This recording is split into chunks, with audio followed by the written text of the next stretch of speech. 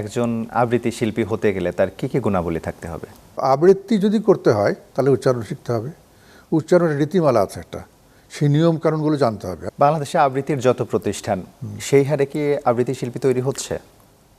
আসলে মানে সবসময় আবৃত্তি শিল্পী তৈরি যে হবে, বলতে আমি এই অর্থে বলছি, মানে নাম যশ যেটাকে বলা হয় তা কিন্তু হবে না। হাতে গোনা কয়েকজনই হবে, সবাই চর্চা করছে, এদের মধ্যে থেকে আস্তে আস্তে বেরিয়ে আসবে।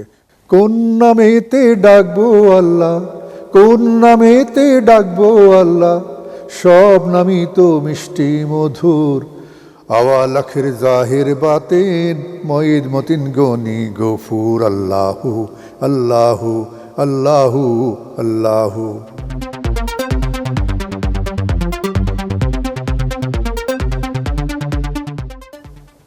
দর্শক শুভেচ্ছা নেবেন, আশিক তমাল স্বাগত জানাচ্ছি চ্যানেল 24-এর নিয়মিত আয়োজন যত কথা অনুষ্ঠানে। আজকে আমাদের মাঝে একজন বহুগুণে গুণান্বিত মানুষ উপস্থিত হয়েছেন। তিনি বিটিভির তালিকাভুক্ত সঙ্গীত ও আবৃত্তি শিল্পী, উপস্থাপক, গীতিকার, নাট্যকার, নির্দেশক। পাশাপাশি তিনি ঢাকা বিশ্ববিদ্যালয়ের রেজিস্ট্রার হিসেবে দায়িত্ব পালন করেছেন। এছাড়া তিনি আবৃত্তি সংগঠন বিশ্বকলা কেন্দ্র এবং সঙ্গীত বিদ্যালয় নিবেদিতা সঙ্গীত নিকেতনের প্রতিষ্ঠাতা। বলছিলাম সৈয়দ রেজাউর রহমানের কথা। সৈয়দ রেজাউর রহমান, চ্যানেল 24 আপনাকে স্বাগত জানাচ্ছি। ধন্যবাদ। কেমন আছেন আপনি? ভালো। পুরান ঢাকার একটি মুসলিম কনজারভেটিভ পরিবারে আপনার জন্ম এবং বেড়ে ওঠা। জীবনের কোন মুহূর্তে আপনি নিশ্চিত হয়েছিলেন যে আপনি শিল্পের পথেই হাঁটবেন? আসলে বিষয়টা কিন্তু আগের থেকেই তো ভবিষ্যৎবাণীটা করা যায় না, পরিকল্পনা হতে নেওয়া যায়। তো আমার যেটা ছিল আগ্রহ, এবং এখানে এক ধরনের যেটাকে বলে ন্যাক আমরা বলে থাকি, এর ধৈর্যের সাথে চর্চা করা, লেগে থাকা, এইটা আমার মধ্যে ছিল, কিন্তু লুকিয়ে লুকিয়ে করতাম।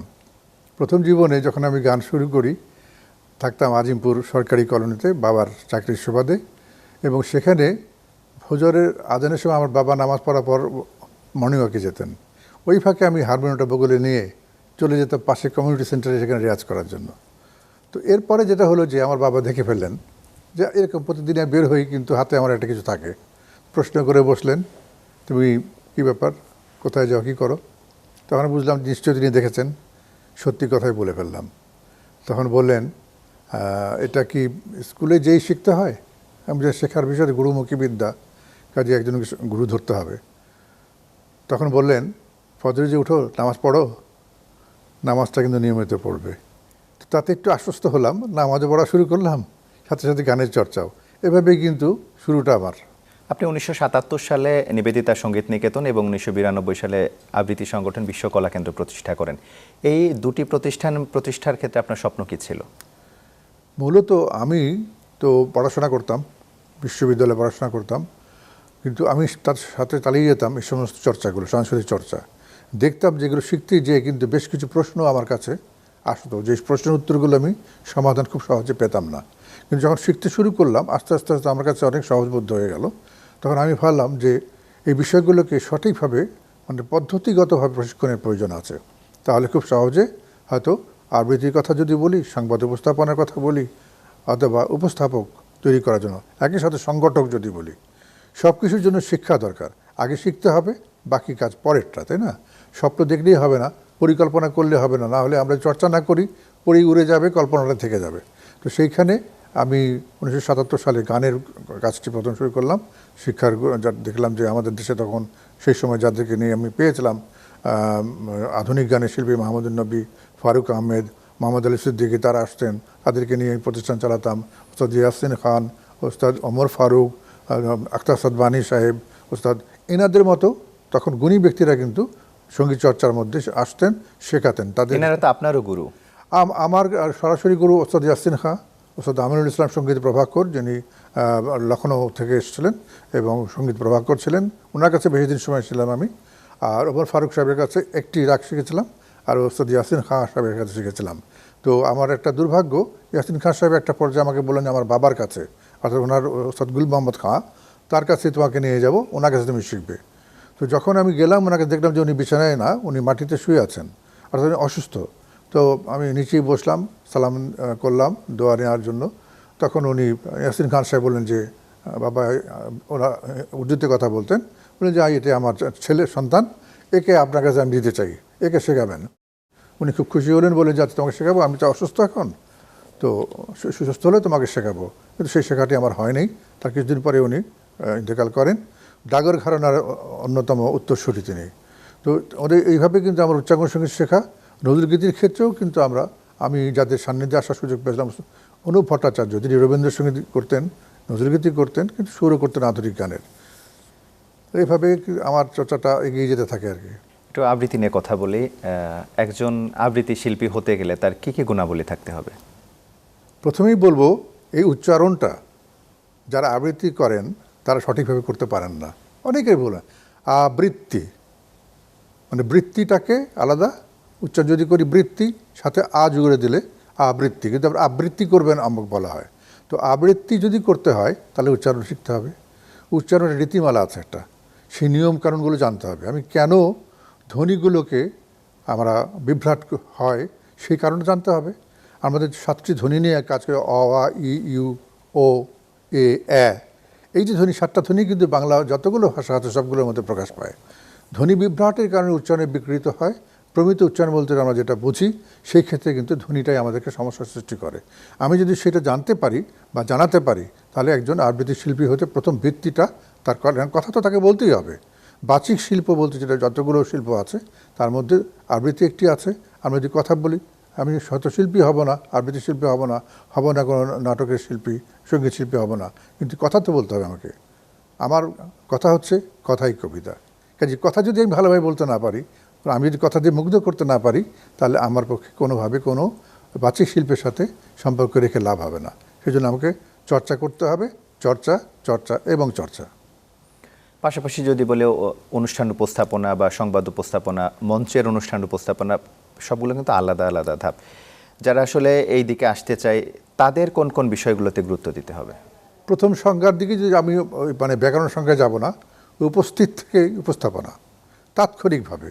এই যে এখন কথা বলছি, কথা হয়তো সবগুলোই আমাদের লেখা নয়, সব কথাই কিন্তু আমাদের প্রশ্ন সম্পর্ক প্রশ্ন কিন্তু লেখা থাকবে না, আমাকে বলতে হবে। তাহলে এই জ্ঞানটি থাকতে হবে। তার জন্য চর্চা করতে হলে পড়ালেখা করতে হবে, অনুষ্ঠান দেখতে হবে, আবৃত্তি রীতিমালা দেখতে হবে, যারা ভালো আবৃত্তি করেন তাদের শুনতে হবে। তবে আমাদের দেশে যেটা হচ্ছে যে আবৃত্তি চর্চার ক্ষেত্রে বিভিন্ন জন বিভিন্নভাবে একই কবিতা তিনি উপস্থাপন করেন। তো এটি হতেই পারে, এটা বোধের ব্যাপার। যিনি লিখেছেন কবিতা, তিনি সময়কালের এটি বিশেষ মুহূর্তকে তিনি ধারণ করেন, তিনি লালন করেন একটা বিষয় বস্তুকে, চিত্রকল্প তৈরি করে দেন আমাদের সামনে।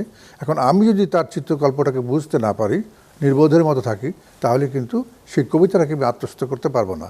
আমি যখন অর্থ বুঝবো না, তখন আমি কি ভাব রস প্রকাশ করবো কেমন করে? আমাকে প্রকাশ করতে হলে ভাব কি, রস কি, ছন্দ কি, এগুলো জানতে হবে। ইদানিংকালে যেটা আমি দেখা যাচ্ছে যে ছন্দকে খুব গুরুত্বহীন অবস্থায় রাখা হচ্ছে।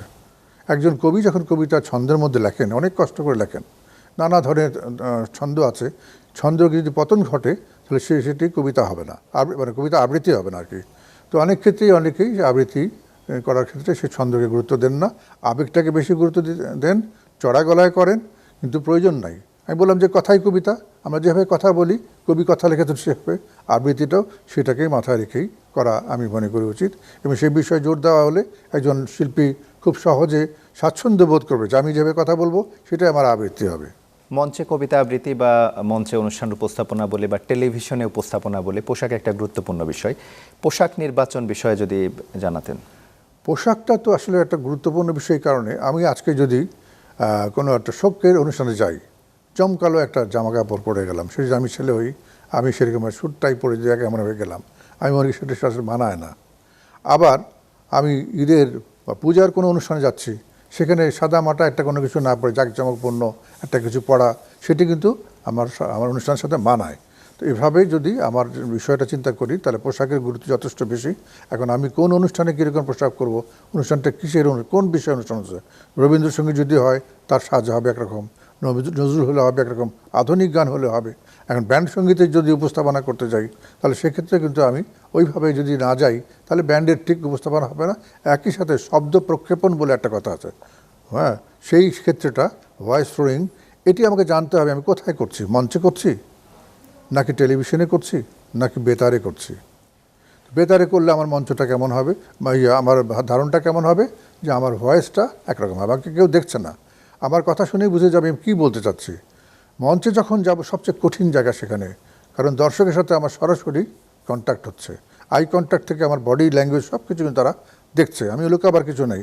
যেমন টেলিভিশনের ক্ষেত্রে ইচ্ছা করলে ক্যামেরাটা সরিয়ে দেওয়া যায়, ইচ্ছা করলে জুম ইন জুম আউট করা যায়, ইচ্ছা করলে অন্য একটা ফ্রেম ধরা যায়, কিন্তু মঞ্চে তো সেই সুযোগটা নাই, অর্থাৎ চোখ তো ক্যামেরা, এই চোখটাকে সরিয়ে নেওয়া যাবে না মঞ্চের ক্ষেত্রে। যে কঠিন বিষয় হলো মঞ্চে যে স্বাচ্ছন্দ্য বোধ করবে সে সব জায়গায় খুব সাবলীলভাবে তার উপস্থাপন করতে পারবে। বাংলাদেশে আবৃত্তির যত প্রতিষ্ঠান, সেই হারে কি আবৃত্তি শিল্পী তৈরি হচ্ছে? আসলে মানে সবসময় আবৃত্তি শিল্পী তৈরি যে হবে, বলতে আমি এই অর্থে বলছি, মানে নাম যশ যেটাকে বলা হয় তা কিন্তু হবে না। হাতে গোনা কয়েকজনই হবে, সবাই চর্চা করছে, এদের মধ্যে থেকে আস্তে আস্তে বেরিয়ে আসবে। কে বেরিয়ে আসবে আগের থেকে হয়তো বলা যাবে না, তবে অনুমান করা যায়। যখন দেখবো যে একজন আবৃত্তির অর্থ বুঝে, তার ছন্দকে না পতন করে, তারপরে ভাব রসটাকে যথাযথভাবে বলছে, এবং তার ভয়েস কোয়ালিটি যদি সেরকম হয়, যে গ্রেইনটা গলার মধ্যে যদি ভালো থাকে, তাহলে কিন্তু দেখা যাবে যে সে আবৃত্তি করলে নিঃসন্দেহে ভালো সেটা মানে উপস্থাপন করতে পারবে এবং সবারই কাছে সমাদৃত হবে। কিন্তু আপনি যেটা বলছিলেন যে ওইভাবে তৈরি হবে না, কিন্তু আমরা বেশ একটা সময় ধরে দেখছি যে হাতে গোনা কয়েকজনকে, সেটা মঞ্চে হোক টেলিভিশনে হোক, কয়েকটা পরিচিত মুখে আমরা দেখি, নতুন মুখ কেন আমরা দেখতে পাই না? আমি কিন্তু ডিআইটি থেকে প্রোগ্রাম করি, টেলিভিশনের সাথে যুক্ত, আমি বিটিভির সাথে যুক্ত, আমার সারা জীবনের কর্ম কিন্তু বিটিভি কেন্দ্রিকই। তবে প্রাইভেট চ্যানেল যখন শুরু হলো, এটিএন থেকে শুরু করে বাকি সবগুলো চ্যানেলেই প্রোগ্রাম আমি বিভিন্ন করেছি, স্পেশাল প্রোগ্রামগুলো আমি সাধারণত করতাম। তো আমি দেখেছি, আমার ভিতর থেকে দেখা যে জিনিস, এখানে কোটারিভুক্ত আছে, যিনি প্রডিউসার, যিনি নাট্যকার, অথবা যিনি ওখানের কর্তা ব্যক্তি, তার রিকোয়েস্ট থাকে, তার একদম বলা থাকে অমককে নিতে হবে, এটার মধ্যে আমাকে করতে হবে। সেই ক্ষেত্রে সেই উপযোগী চরিত্র নাও হতে পারে, তা সত্ত্বেও হচ্ছে। কিন্তু আবৃত্তির ক্ষেত্রেও একই হচ্ছে, কয়েকজনকে নিয়ে এখানে আনার ব্যাপারে বিশেষ করে উদ্যোগ নেওয়া হয়। আর সাংগঠনিকভাবে যারা পরিচালিত করেন সেই সংগঠনগুলোকে সেভাবে মানে সবাইকে সুযোগটা দেওয়ার ব্যাপারটি কিন্তু অত উদারতার সাথে হয় না, যার জন্য অনেক ভালো হয়তো আছেন, আমরা তাদের চিনি না। সামনে আনলে বুঝতে পারবো মাপকাঠিটা কীরকম। এটা থেকে বের হয়ে আসার উপায় কি? বের হওয়ার উপায় হচ্ছে উদার হতে হবে। শিল্পী তৈরির জন্য আমাকে সুযোগ করতে হবে। আমি সারা জীবন যেন আমি টেলিভিশনে কিন্তু বেশিরভাগ নাটক করতাম, সচেতন করার জন্য নাটকগুলো বিশেষ ছিল আমার, শিক্ষামূলক নাটক। আমি সবাইকে নতুন নিতাম, পুরোনো মানে একদম যারা অতীতে, তুমিও সেখানে আমার অনুষ্ঠানের মধ্যে অভিনয় করেছিলে, নাটকের বিষয়ে আসবে পরে। হ্যাঁ সেটা তো সেইভাবে দেখা যাচ্ছে যে আমার উদ্দেশ্য ছিল যে আমি কাদা মাটি নিয়ে কাজ করব, কাদা মাটি দিয়ে গড়বো। কী গড়বো আমি? সেটা কি পুতুল বানাবো, নাকি কোনো কলসি বানাবো, নাকি হাঁড়ি পাতিল কিছু বানাবো? তো সেইটা কিন্তু আমার হাতে, আমি যে কারিগর হই, আমি সেই কাদা মাটি দিয়ে করতে পারবো। তো সেইভাবে আমি চিন্তা করি যে এটা প্রত্যেকের দৃষ্টিভঙ্গিকে বদলাতে হবে এবং নতুনদেরকে আসার সুযোগ করে দিতে হবে। চ্যানেলেরও দায়িত্ব আছে। চ্যানেল যদি মনে করে যে আমি হ্যাঁ ঠিক আছে, দু একজনকে নতুন নিয়ে আসি, পুরোনোর সাথে মিলিয়ে অনুষ্ঠানটা করি, তাহলে সেটাও কিন্তু একটা প্ল্যাটফর্ম তারা পেতে পারে। পাশাপাশি বর্তমান সময়ে যারা কবিতা লিখছেন তারা কিন্তু ভালোই লেখেন, এই কবিতাকে আসলে ওইভাবে পাঠকের কাছে পৌঁছতে পারছে? আমাদের এখানে যে জিনিসটা হয় যে যারা নাম করে গেছেন তাদের কবিতা হলে মনে হয় একটা বিরাট কবিতা হলো। আমি যদি এখন বলি আমাদের দেশের সেরা কবির কথা যদি বলি, নাম নাই বললাম, উনি কি সব কবিতা ভালো লিখতে পেরেছেন? লেখেন না, হয় না, সব একই রকম মানের হয় না। দু চারটা জিনিস কিন্তু বেরিয়ে, যেমন সঙ্গীতের ক্ষেত্রেও হয়, দু চারটা গান গেয়ে তিনি কিন্তু জনপ্রিয় হয়ে যান। নাটকের ক্ষেত্রেও দেখা যায় অভিনেতা কোনো একটা নাটকে খুব ভালো অভিনয় করে তিনি একটি খ্যাতি অর্জন করেন। তো সেই দিকটা কিন্তু আমাদের মাথায় রাখতে হবে। বর্তমান প্রজন্মের শিল্পচর্চায় আপনি কি ধরনের ঘাটতি দেখেন বা সম্ভাবনা কি দেখেন?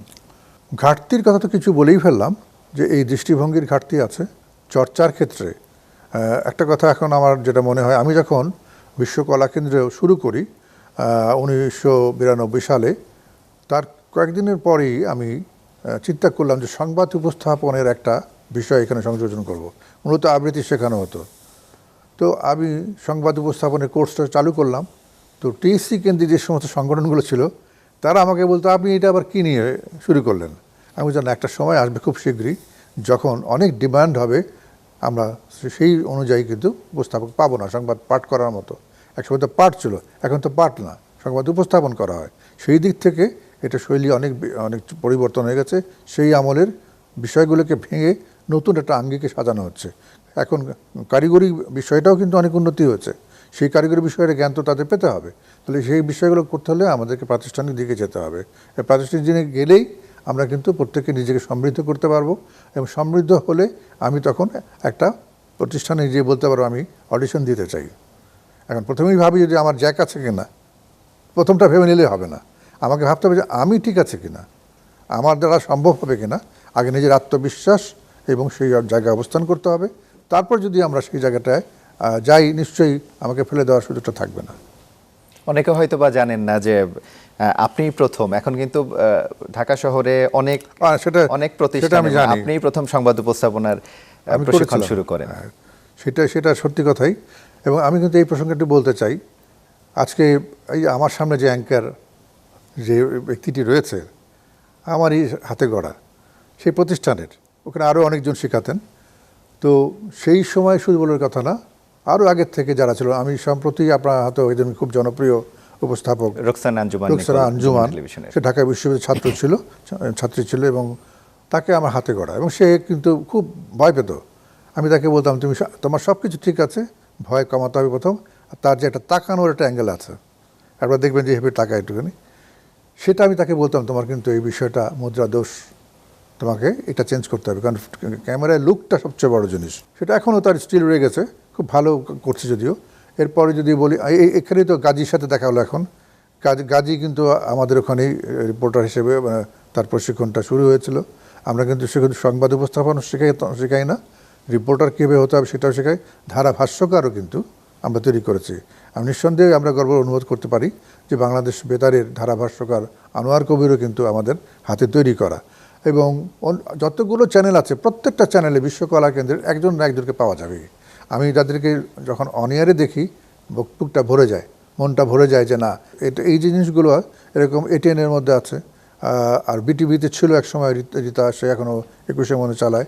তারপরে বায়েজিদ গাজীতে, এইভাবে রিপোর্টার কায়কোবাদ আকবর, সে দেশের বাড়ি চলে গেছে।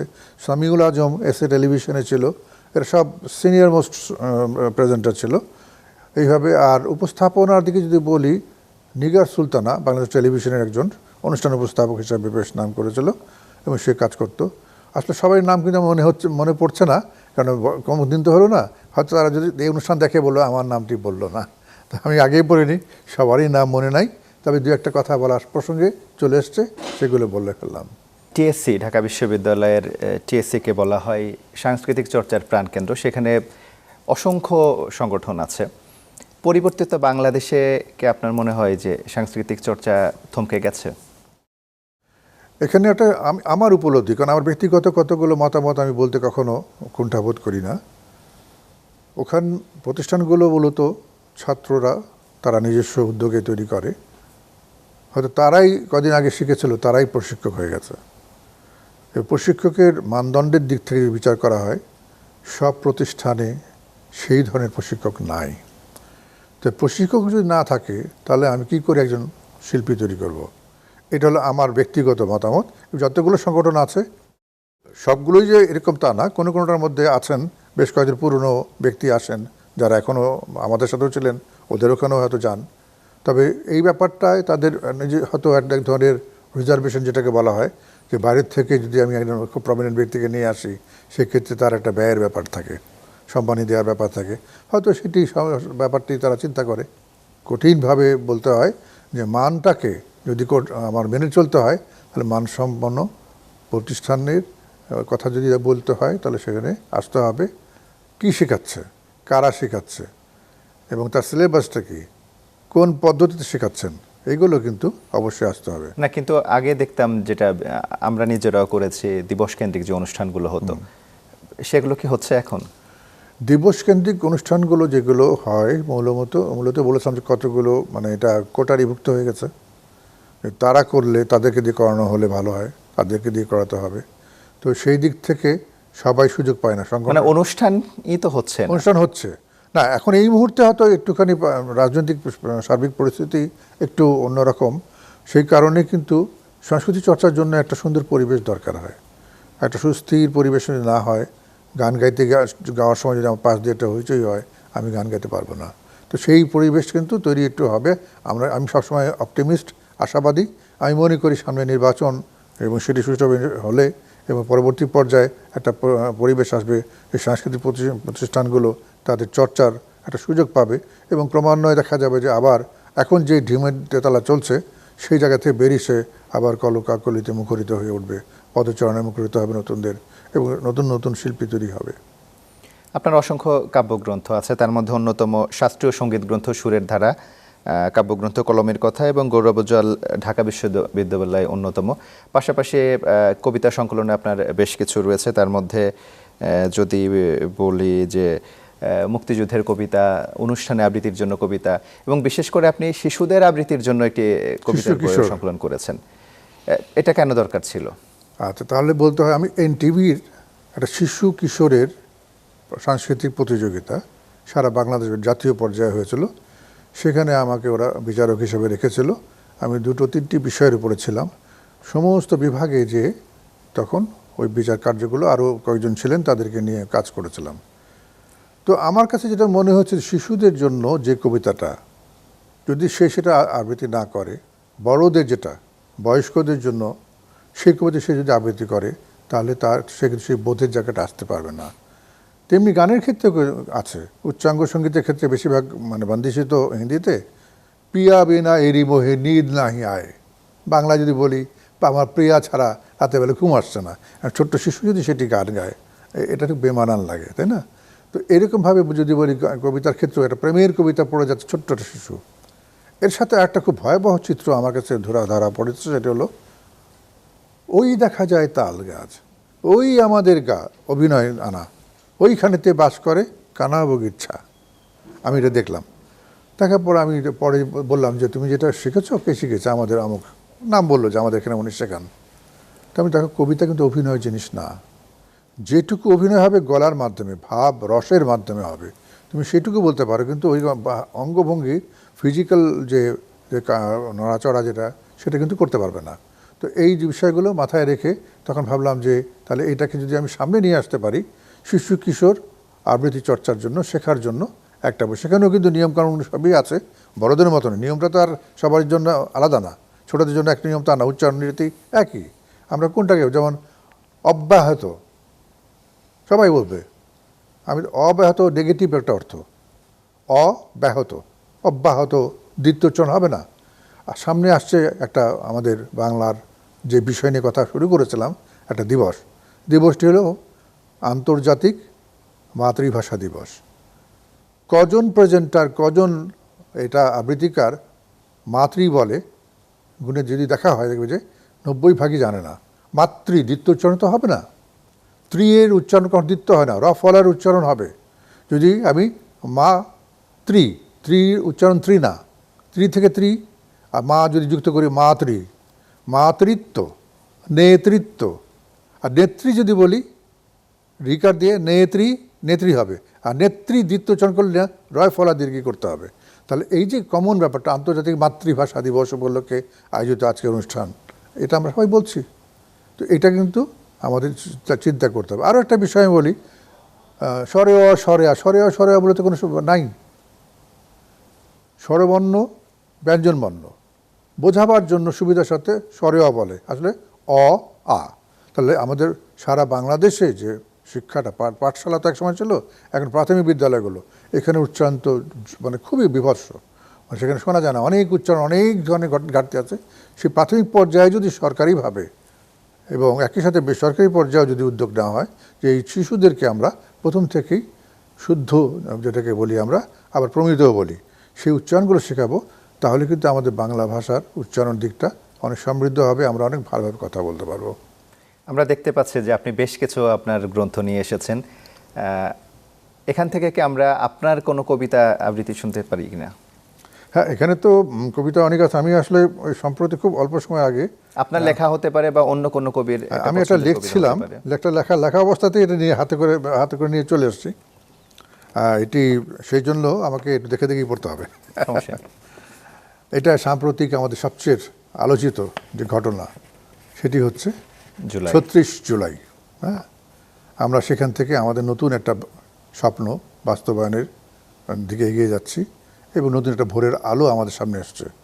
তো সেটাকে মাথায় নিয়ে আমি একটা লিখে, এটা বাংলা একাডেমির একটা ফরমাইশি লেখা, ওরা একটা সংকলন বের করবে, তো আমাকে বলছে আপনি একটা লেখা দেন। আমি তো বাংলা একাডেমির আজীবন সদস্য, সেই হিসাবে লিখেছিলাম।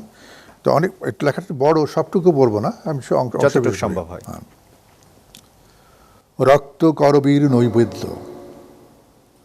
বাংলাদেশের ইতিহাসের পাতায় এটি সারণিক দিন ৩৬ জুলাই, রক্ত রঙিন মহাবিজয়ের দিন। ৬৯-এর আন্দোলন, ৭১-এর অপারেশন সার্চ লাইট, পাকিস্তানি জান্তার গণহত্যা, অসংখ্য লাশের স্তূপ, পচা গলা মরাদেহের দুর্গন্ধ, ভারী হয়ে যাওয়া বাতাস। ৯০-এর স্বৈরাচার বিরোধী আন্দোলন, সরকার পতন, এ যেন ম্লান হয়ে গেছে বৈষম্য বিরোধী আন্দোলনে। এবারের দৃশ্যমান জুলাই গণ আন্দোলন গড়েছে অভূতপূর্ণ ইতিহাস। মৃত্তিকায় রক্তের গন্ধে ঘুচে গেছে দুর্বোধ্যতা। স্বৈরাচারের প্রসারিত জমিগুলো দখলদারিত্বের মালিকানার বদলে আন্দোলনকারী আর শহীদের নথিতে নতুন নাম জারি হয়েছে। বৈষম্যের বেড়াজাল ছিন্ন করার সংগ্রামে দুরন্ত দুর্বার আর অদম্য শক্তির জোট প্রতিবাদী রক্তের লেলিহান শিখা জ্বালিয়ে পুড়িয়ে ছারখার করেছে স্বৈরাচারের বুহ, গুঁড়িয়ে দিয়েছে অপশক্তির কালো হাত, থামিয়ে দিয়েছে বন্দুকের ট্রিগার, পিছু হটিয়েছে স্নাইপারের ছোড়ার ব্যক্তিগুলোকে। তারা সপ্তকে বাধা সমাবেশে সমবেত সুর, মিছিলের গান। এরপর আমি শেষের দিকে চলে যাচ্ছি। মায়ের চোখে অশ্রু, প্রতীক্ষার পথ চেয়ে আছে জননী, বার্তা আসে শহীদের তালিকায়। রহিত হয় সুরভিত আগামীর জল ছবি, অকুত ভয় আন্দোলনকারীদের আত্মত্যাগের মহিমায় ভাস্বরিত স্বৈরাচার পতনের ঘোষণা। গ্রাফিতি যেন সারা বিশ্বের কাছে বিস্মৃত একটি গল্প। ৩৬ জুলাইয়ের ইতিহাসের বর্ণমালায় প্রতিটি বর্ণ আন্দোলনের কথা বলে। তাদের জন্য একগুচ্ছ রক্তকরবীর নৈবেদ্য। চিরঞ্জীব হোক ৩৬ জুলাই। বাহ, অসাধারণ কবিতা। আমরা এবার একটু আপনার গানের বিষয়ে আলোচনা করতে চাই। আপনার প্রিয়ার চোখ নামে একটি অ্যালবাম ছিল এবং আশিকের রাসূল নামে একটি কাওয়ালি গানের, বাংলা কাওয়ালি গানের। বাংলাদেশে সাধারণত আমরা কাওয়ালি গান বলতে অন্য ভাষায় গান শুনি, কিন্তু আপনি কাওয়ালি গান বাংলায় গেয়েছেন। হ্যাঁ, এই কথাটা মানে আমার কাছেও অবাক লাগে, যারাই শুনে তারা এরকম একটা প্রশ্নবোধক চিহ্ন আমার দিকে ছুড়ে দেয়। মূলত আমি উস্তাদ জাকির হোসেন, ওনার সাথে বহু বছর ছিলাম। উনি ঠুমরি চমৎকার করতেন এবং একটা সময় উনি কিন্তু এরকম যাত্রাপালার সাথেও বাজা ছিলেন এবং কাওয়ালি গানের সাথে জড়িত ছিলেন। তা আমাদের দেশের একজন মরমী গীতিকার সাবির আহমেদ চৌধুরী, এখনও তিনি শতবর্ষী, তিনি আমাকে বললেন যে আমার কিছু গান আছে যেগুলো কাওয়ালি আকারে করতে চাই। তো সেটা নিয়ে বসে গেলাম। ৬ মাস ধরে আমরা দুজনে মিলে সুর করা শুরু করলাম এবং সেটা বাংলায় ছিল। এবং মূল বিষয়টা গতানুগতিক যে কাওয়ালি যেইভাবে করা হয় তার বাইরে কিন্তু সুরটা তৈরি করা হয়েছিল। আরেকটি মানে বড় বিষয় ছিল, ওস্তাদ জাকির হোসেন সাহেব তিনি কিন্তু বাংলা পড়তে পারতেন না, সামান্য আর কি। তো ওনার জন্য আমি উর্দুতে সেই বাংলা গানগুলো লিখে দিয়েছিলাম যাতে করে উনি উচ্চারণ করে করতে পারেন। তো সেটি দেখে উনি এই গানগুলো গেয়েছিলেন এবং ওনার হতো কি, গানের সুর একটা করে দেওয়ার পরে পরে আবার টেক নিতে গেলে আবার একটু চল, যেহেতু ওনার পাণ্ডিত্য এত বেশি ছিল পরিবর্তন হয়ে যেত। তারপরেও আমি তখন চিন্তা করলাম ট্র্যাকে করব, কারণ বারবার চেঞ্জ হয়ে যাচ্ছে, যাতে রেখে দিতে পারি। তখন আমি 16 ট্র্যাকের স্টুডিওতে বসে এটা করে, যেটা নাকি কাওয়ালি ট্র্যাকে করার ইতিহাস আমার জানা নেই অন্তত। তো আমাকে সবাই বলতো যে আপনি কি ট্র্যাকে কাওয়ালি করবেন? হ্যাঁ, আমি করবো। করলে তো সেটা একটা কিছু হবে। তারপরে সেটি করেছিলাম, অডিও হিসেবে বেরিয়েছিল সেটি, এবং বাংলাদেশ টেলিভিশনের রমজানের সময় বিশেষ অনুষ্ঠান হিসেবে সেগুলো প্রচারিত হয়েছিল। তো সেই হিসাবে কাওয়ালি। আর তখন তো অডিও ক্যাসেট ছিল। হ্যাঁ, সেই অডিও ক্যাসেট যুগে তখন আমাদের গান গাইতাম আমরা, পুরো গান গাইতে হতো। মানে ব্যাপারটা এমন ছিল, একটানা গাইবার কিন্তু সবসময় হতো না। পরে সেখানেও ট্র্যাকের ব্যাপারটা চলে এসেছিলো এবং সেখানে কিছুটা গান গাওয়ার পরে আবার রিপিট করার সুযোগ দরকার ছিল না, সেটি পাঞ্চ করে যে আবার সেখানে বসিয়ে দেওয়া হতো। তো 1998 সালে প্রিয়ার চোখ নামে আমার একটা প্রথম এটা বেরিয়েছিল।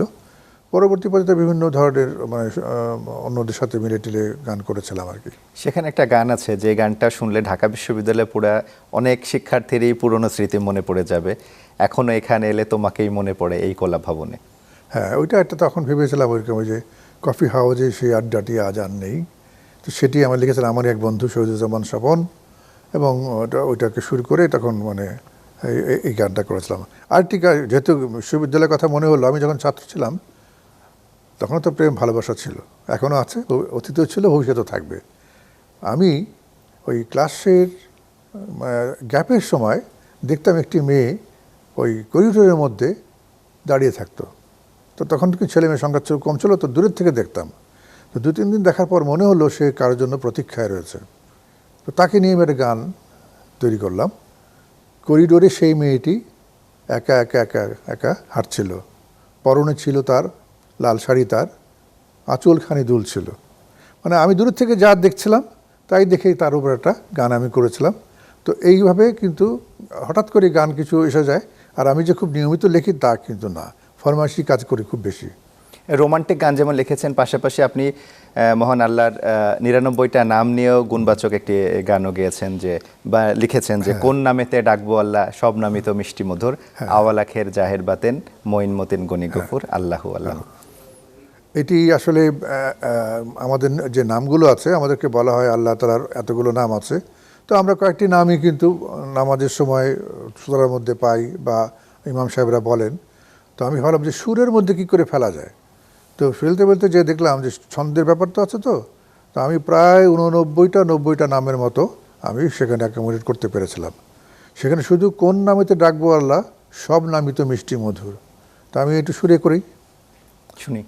কোন নামেতে ডাকবো আল্লাহ, কোন নামেতে ডাকবো আল্লাহ, সব নামই তো মিষ্টি মধুর, আওয়ালা খের জাহির বাতেন, মঈদ মতিন গনি গফুর, আল্লাহু আল্লাহু আল্লাহু আল্লাহু, ইয়া রশিদু ইয়া রকিবু ইয়া দিলু ইয়া হকাম, ইয়া হাইয়ুল কাইয়ুম সালাম সুলতান মুগনি রফিক ওয়াল ইকরাম, আল্লাহু আল্লাহু আল্লাহু আল্লাহু। এই ধরনের ছিল। এছাড়া যারা সুফি ধর্মপ্রচারক ছিলেন, বাংলাদেশের বিভিন্ন জায়গায় তাদের সমাধিস্থল রয়েছে, তাদের নিয়েও আপনি একটা গান রচনা করেছিলেন। হ্যাঁ, বাংলাদেশের বিভিন্ন আছে, বিশেষ করে আমি মানে হযরত খাজা মানে চিশতি ওনারকে নিয়ে করেছিলাম, বড় পীর সাহেবকে নিয়ে করেছিলাম। হ্যাঁ, বড় পীর সাহেবের কিছু ছিল, খাজা, হ্যাঁ, খাজা তোমার দরবারে কেউ ফেরে না খালি হাতে, এরকম একটা ব্যাপার নিয়ে করেছিলাম। তো সেগুলো গাওয়া হয়েছে, কিন্তু নিয়মিত গাওয়ার তো ব্যাপার না। আরেকটা বিষয় যে আমাদের জাতীয় কবি কাজী নজরুল ইসলাম, তার যত গ্রন্থ এবং তার জন্ম থেকে মৃত্যু পর্যন্ত আপনার একটা গানে সবগুলো গ্রন্থের নাম চলে আসছে। মানে যেটা পড়লে অনেকে চাকরি প্রার্থীর দেখা যাবে যে আর প্রস্তুতি লাগবে না ওই একটা গান মুখস্থ করে এই মুহূর্তে আমাকে তুমি মনে করিয়ে দিলে, আমি তো ভুলিয়ে গেছিলাম এটা কথা।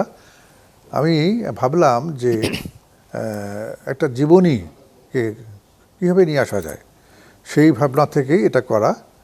আমাকে একদিন আমারই এক ছাত্রী, সে বলল যে সেটা বাংলায় পড়াশোনা করতো, তার পরীক্ষা চলছিল। তো 2-3 দিন যাবৎ সে আসে না।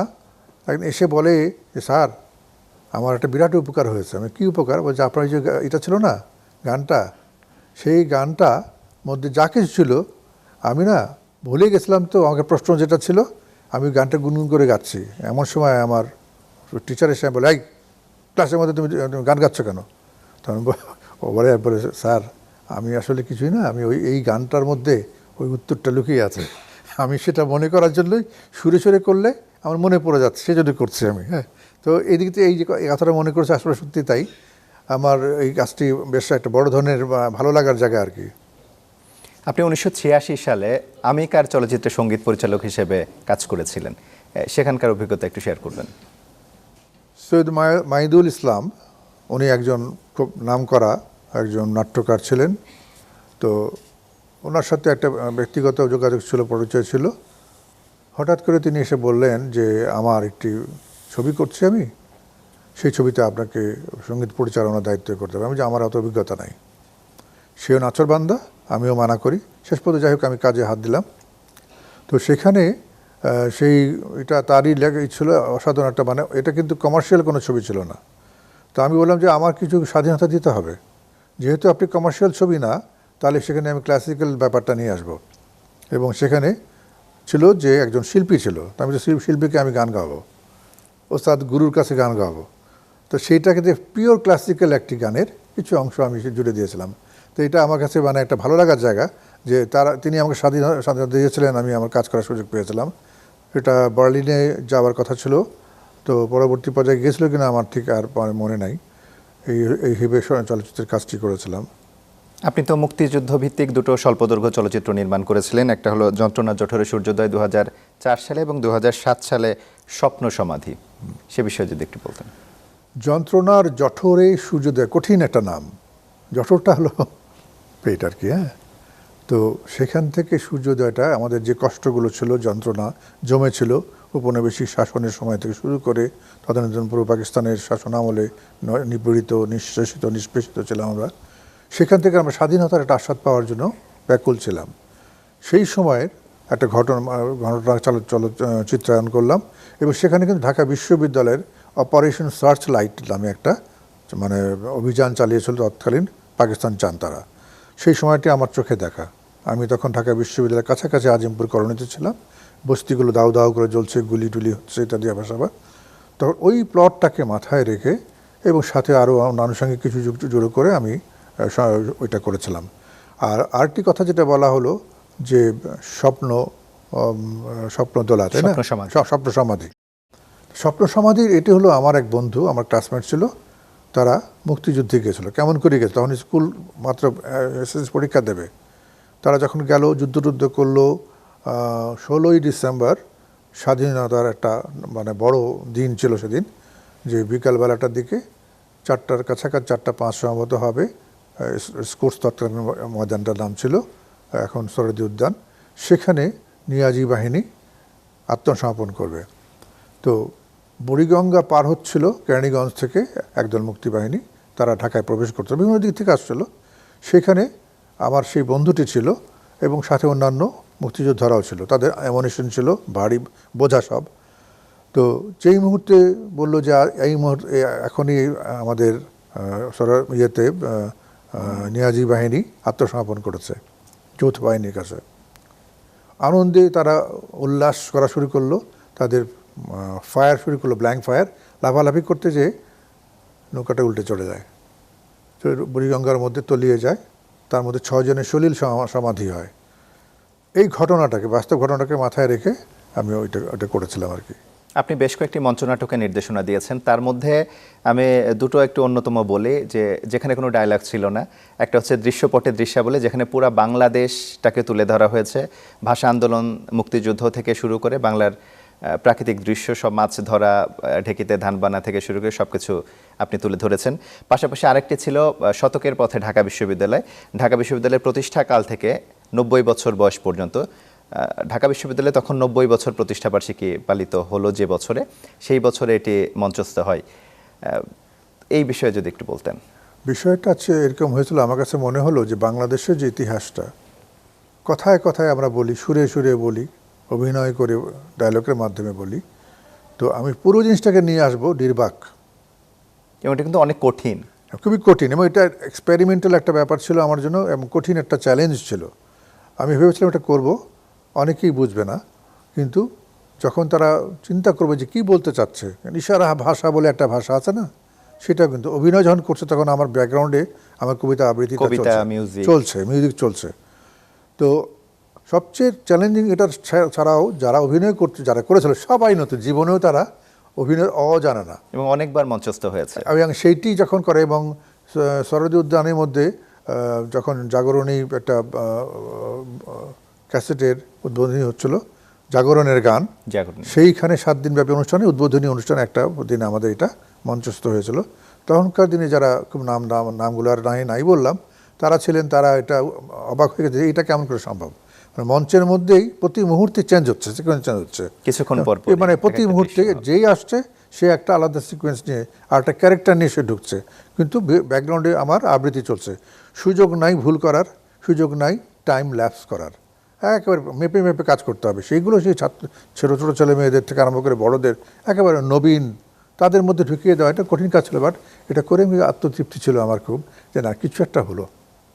আর শতকের পথে ঢাকা বিশ্ববিদ্যালয়ে কবিতা পুরোটা মিউজিকের উপরে ছিল। ওটা ঢাকা বিশ্ববিদ্যালয়ের ইতিহাস নিয়ে আমি এখনও নিজে দাবি করি, ঢাকা বিশ্ববিদ্যালয়ে তো তখন প্রাচ্যের অক্সফোর্ড, এই অক্সফোর্ডের যে ইতিহাসটা এটি লিখিত আকারে প্রথম প্রফেসর রহিম সাহেব করেছিলেন 79 পর্যন্ত, 21 থেকে 79।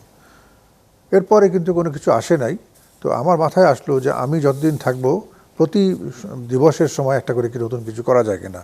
তখন আমি সেখানের মধ্যে ছবি সংগ্রহ করা শুরু করলাম। প্রথম বইটি আমি বের করেছিলাম 80 বছর পূর্তি যখন হয় ঢাকা বিশ্ববিদ্যালয়ের, গৌরবোজ্জ্বল ঢাকা বিশ্ববিদ্যালয় নামে, এবং সেখানের মধ্যে আমি প্রায় 1500 ছবি আমি তুলে ধরেছিলাম যারা বিশ্ববিদ্যালয়ের সাথে জড়িত ছিলেন এরকম, এবং কিছু মানে উল্লেখযোগ্য অনেক স্মৃতিবহুল ছবিগুলো সংযুক্ত করেছিলাম। পরবর্তীতে ওটার কয়েকটা সংস্করণের মতো হতে থাকে, আপডেট হতে থাকে, এবং শতকের পথে ঢাকা বিশ্ববিদ্যালয় মানে 95 বছর যখন হয়েছে তখন ভাবলাম যে এই যে এগিয়ে যাচ্ছে নামটা তাহলে একটু পরিবর্তন করি এবং এটাকে আপডেট কিছু নিয়ে আসি।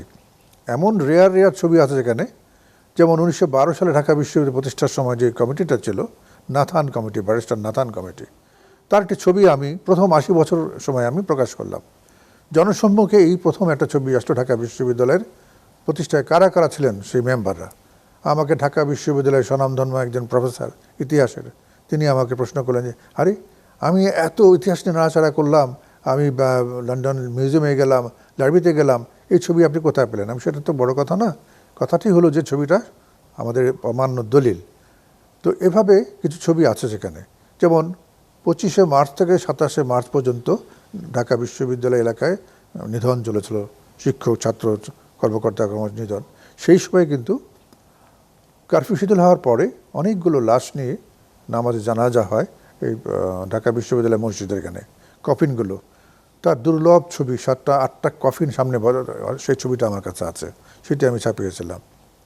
ভাষা আন্দোলনের প্রথম স্মারকটি বিজেটে দেওয়া হয়, কে দিয়েছিল সেটার আলোচনার মধ্যে আনলাম না, তবে সেটিও একটা মানে প্রামাণ্য দলিল, সেটি কিন্তু আমার বইয়ের মধ্যে আছে।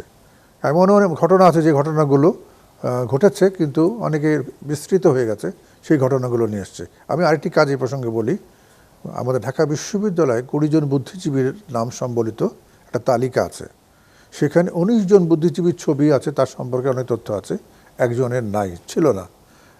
এখনও কিন্তু সেটা কোনো আলোচনার মধ্যে আসে না। তিনি পদার্থবিজ্ঞানের একজন শিক্ষক ছিলেন, আতাউর রহমান খান খাদিম। তো তিনি থাকতেন শহীদুল্লাহ হল, সেটা ঢাকা হল নামে পরিচিত ছিল, সেখানে থাকতেন। ওইখানে দোতলায় একটা ওনার হাউস স্টে হিসেবে থাকতেন। ওনার বাড়িতে 25 তারিখ 26 তারিখের মধ্যে ওনাকে গুলি করা হয়, এবং একটা গোলা এসে পড়ে 27 তারিখের 26 তারিখ রাতের দিকে চাঙ্কারপুলের দিক থেকে। উনি কিন্তু মারা যান, কেউ জানতো না যে উনি মারা গেছেন।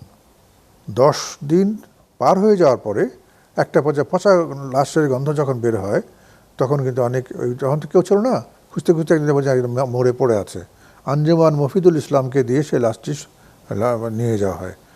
এই বিষয়টি কখনো আলোচনার মধ্যে আসে না। তো এইটা কিন্তু আমি তাদের নিয়ে ডকুমেন্টারি একটা করেছি 9 মিনিটের, যেটা ATN বাংলা থেকে প্রচার হয়েছিল আমার। তো আমি খুব রেয়ার কাজগুলো করতাম। এখন মুক্তিযুদ্ধের কথা বলি, তাদের ওই যে বললাম 20 জনের মধ্যে একজন ছিলেন, তিনি একজন প্রিন্সিপাল ছিলেন ল্যাবরেটরি স্কুলের, তাকে যখন রুমের মধ্যে মেরে ফেলা হলো, তারপর সেই লাশটাকে বাইরে নিয়ে যাওয়ার চেষ্টা করলো আত্মীয়রা, পেরিয়ে ব্রিটিশ কাউন্সিলের সামনে লাশের স্তূপ দেখা গেল, সেইখানে উনি নিতে পারলেন না, লাশটাকে ফেরত নিয়ে আসলেন। এখন তো মাটি দিতে হবে, কবর করতে হবে, কবর কোথায় দেবে, যাওয়ার কোনো উপায় নেই, মাত্র 2 ঘন্টার ব্রেক।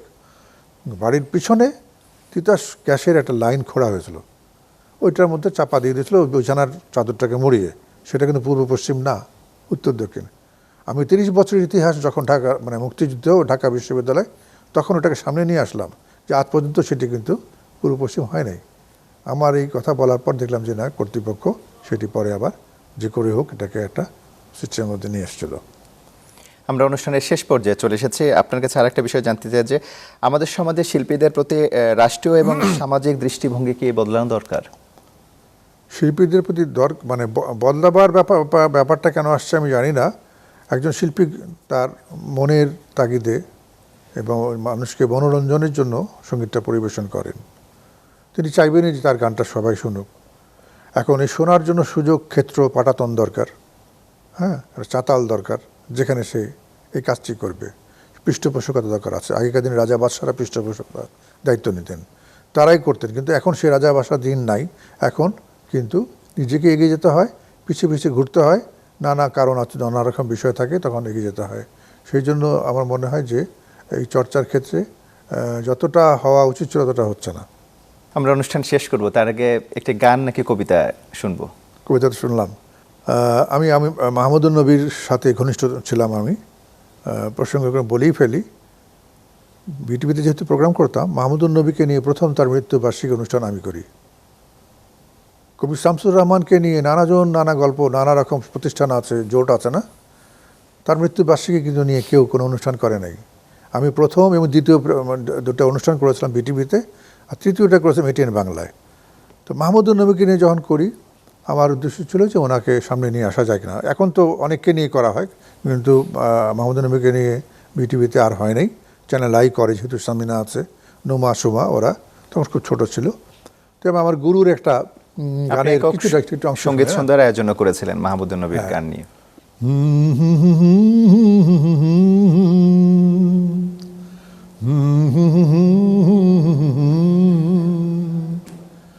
আয়নাতে ওই মুখ দেখবে যখন, কপলের কালো তিল পড়বে চোখে, ফুটবে যখন ফুল বকুল শাখে, ভ্রমর যে এসেছিল জানবে লোকে।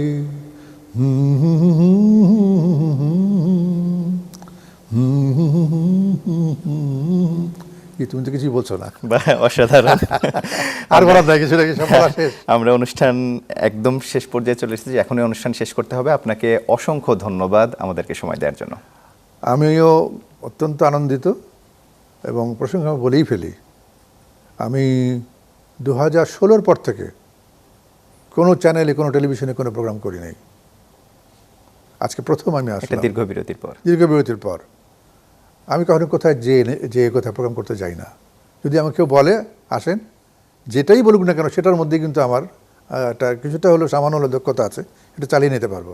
গান হোক, আবৃত্তি হোক, অনুষ্ঠান হোক, বিশেষ অনুষ্ঠান করতে যদি বলা হয়, নাটক করতে বলা হয়, সব দিকে আমার কাজের সুযোগ মানে করতে পারি।